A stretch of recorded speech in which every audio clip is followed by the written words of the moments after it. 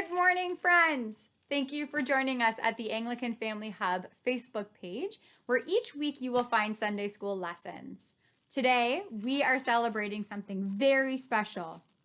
We're celebrating Children, Youth, and Family Ministries. And at 2 p.m. today, Bishop Susan Bell is offering a service on their Facebook page. It'll also be here on the Anglican Family Hub to celebrate and uplift that very thing, Children, Youth, and Family Ministries. And we're hoping that you will join us at 2 p.m. And you may see some familiar faces as we've asked families to participate from all across our diocese. I am so pleased to be here with you this morning. My name is Sarah Bird, and I am the Diocesan Program Consultant for, again, Children and Family Ministries, Children, Youth, and Family Ministries. It's a mouthful. For Sunday school this morning, I'm going to be talking about the miracle story that I've chosen for the 2 p.m. service.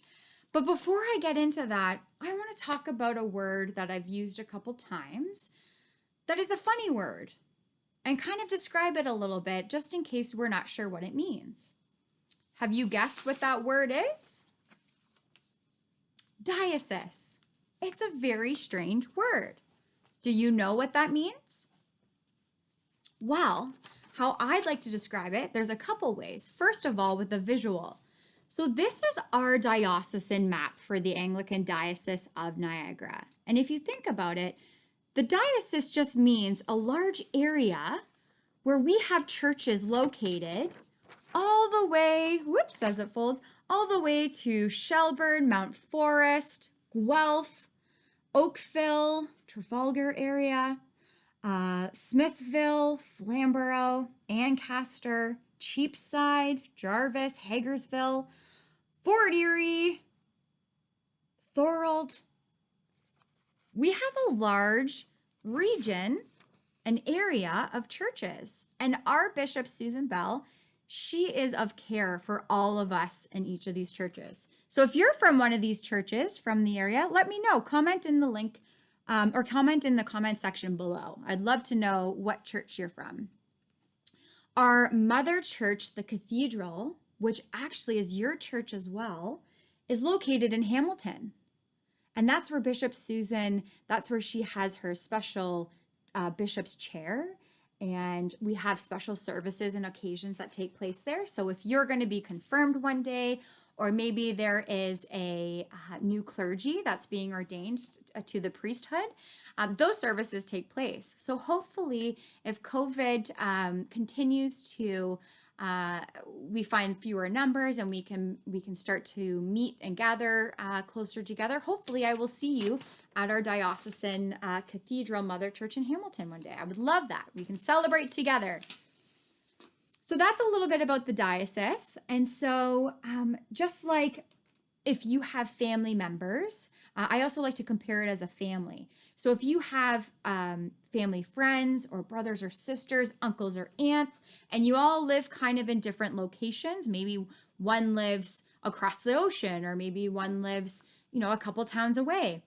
Just like our parishes that are separated, we act the same way as a family. We help each other out when people are in need.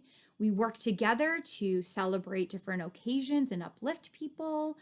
And you name it, like we all come together when for all different kinds of things to help love each other. And so just like the diocese have a map, I also like to consider us as a large family who all work together and share the love of God. So that's a little bit about the diocese. I would like to now move on to our story that I selected for the gospel reading at our special 2 p.m. celebration service. And when I was thinking of a story to share, I was thinking about the time that we're in right now. There's a lot of unknowns.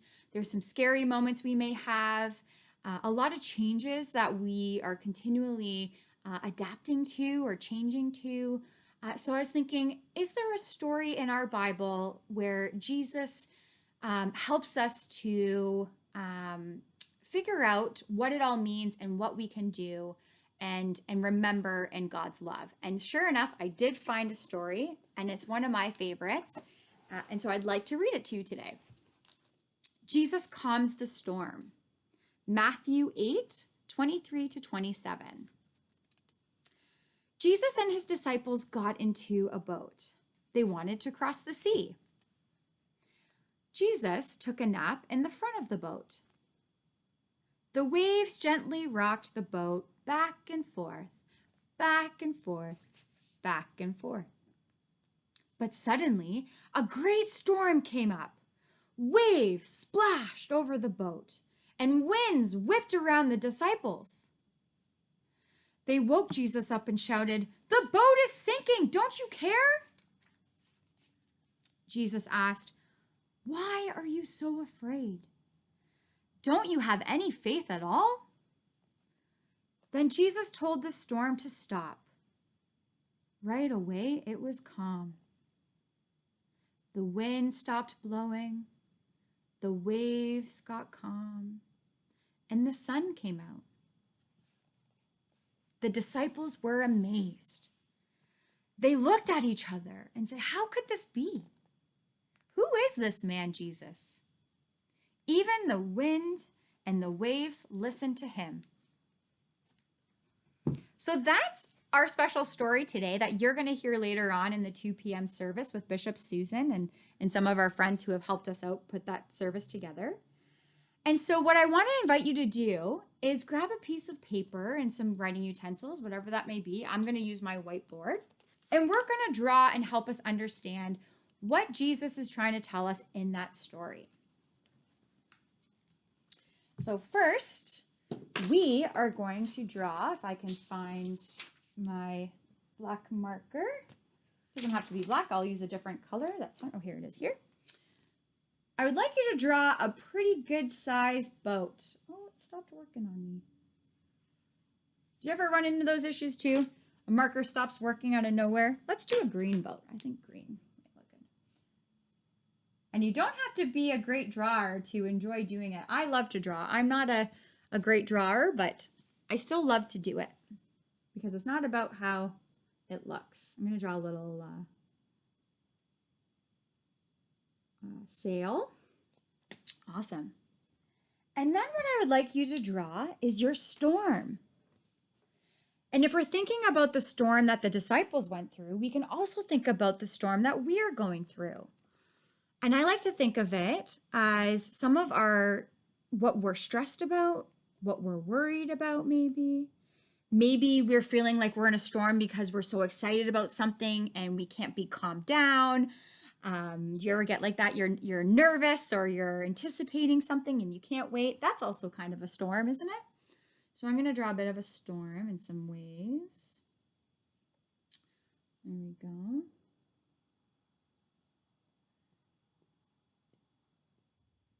So as you're thinking about that, what are some of the reasons that you feel like you might be in a storm today? And when you think about those reasons, I'd like you to draw them in this side of the boat. So choose one side, that's the back of your boat, and that's the side you're going to draw some of your fears, your concerns, maybe some of the excitement where you can't feel calm. So I'm going to draw first and foremost my friends. And I'm going to have us all holding hands. Because I really miss all of us hanging out together and being super close together. Because if you're like me, I'm practicing safe and social distancing so that my family members stay safe, I stay healthy, and I'm helping do my part as we are all working together through COVID. So I worry and I think about a lot, and my heart is concerned that I don't know when the next time I'm going to be super close with my friends in person. I'm also going to draw on the boat, the hospital. Draw an H for the hospital. I don't know if you can see that. H for the hospital. And some doctors, nurses, the caretakers, and I'll put some more people representing all the people who work in the front line, so at our grocery stores, who are risking their lives to make sure that we stay safe and we can still access some of the things that we need, like food and health care. And our teachers are also part of that.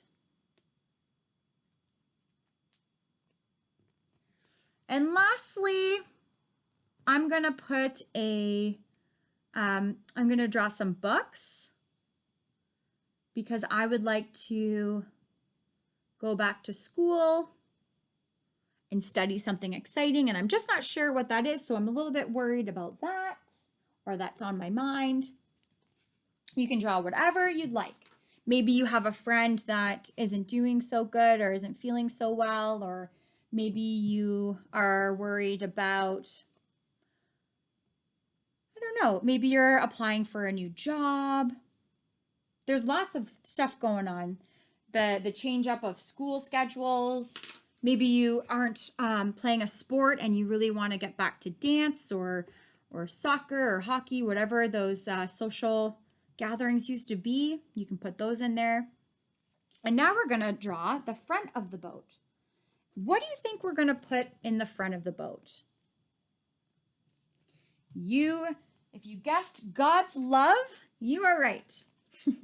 So I'm going to draw a massive cross because the cross represents Jesus sacrificing his life as a symbol of endless love. I'm also going to draw some hearts.